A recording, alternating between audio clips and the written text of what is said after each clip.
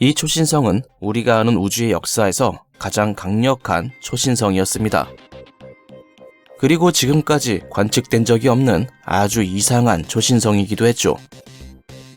이 초신성은 지구에서 약 36억 광년 떨어져 있는 은하에 위치하고 있었는데요.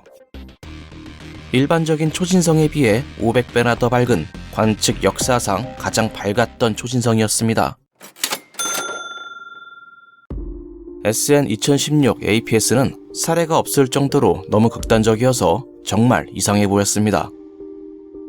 그래서 과학자들은 이 초신성이 하나의 별이 폭발해서 생긴 것이 아니라 두 개의 별이 합쳐져 발생하는 맥동 쌍불안정형 초신성일 것이라 생각했죠.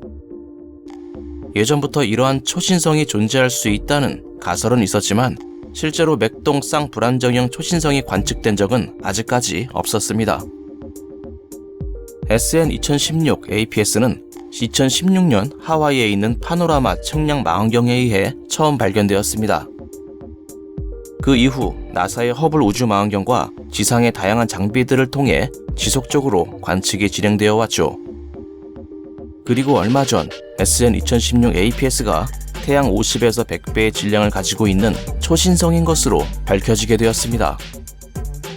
특히 과학자들을 놀라게 했던 것은 이 초신성이 일반적인 초신성보다 500배나 더 밝았다는 점입니다. 지금까지 발견된 그 어떠한 초신성보다 훨씬 더 밝고 훨씬 더 강렬했죠.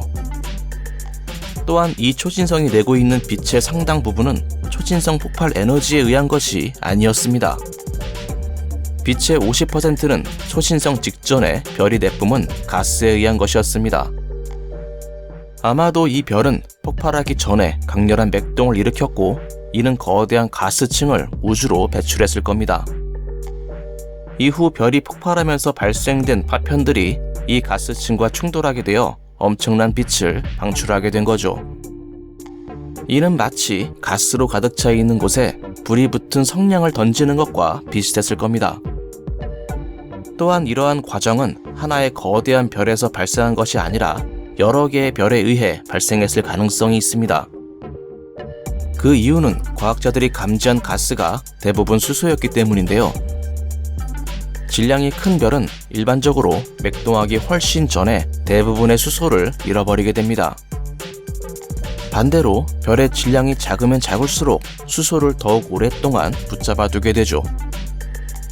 그래서 작은 질량을 가진 두 개의 별이 폭발 직전에 합쳐졌을 것으로 생각하고 있습니다.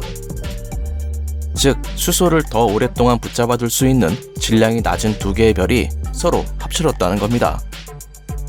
이렇게 합쳐진 별은 훨씬 더 많은 가스를 우주로 방출했습니다. 그리고 일반적인 초신성의 500배에 달하는 빛을 만들어내는 초신성이 될 수 있었을 겁니다. 물론 아직 예측이긴 하지만 과학자들은 가설로만 존재해왔던 맥동 쌍불안정형 초신성일 가능성이 아주 높을 것으로 생각하고 있습니다. 과학자들은 이번의 발견이 훨씬 더 흥미로운 미래의 발견을 예고하는 것이라 말하고 있는데요. 가설로만 존재했던 초신성의 폭발이 확인되었기 때문에 앞으로 제임스 웹 우주망원경을 통해 훨씬 더 많은 폭발들을 관측할 수 있을 것으로 기대되고 있습니다. 참고로 허블 우주망원경의 후속 모델인 제임스 웹 우주망원경은 내년에 발사될 예정인데요. 이 새로운 우주망원경은 우주 최초의 별과 은하의 형성, 그리고 외계 행성의 대기에서 생명의 징후를 찾는 일까지 광범위한 관측을 수행하게 될 겁니다.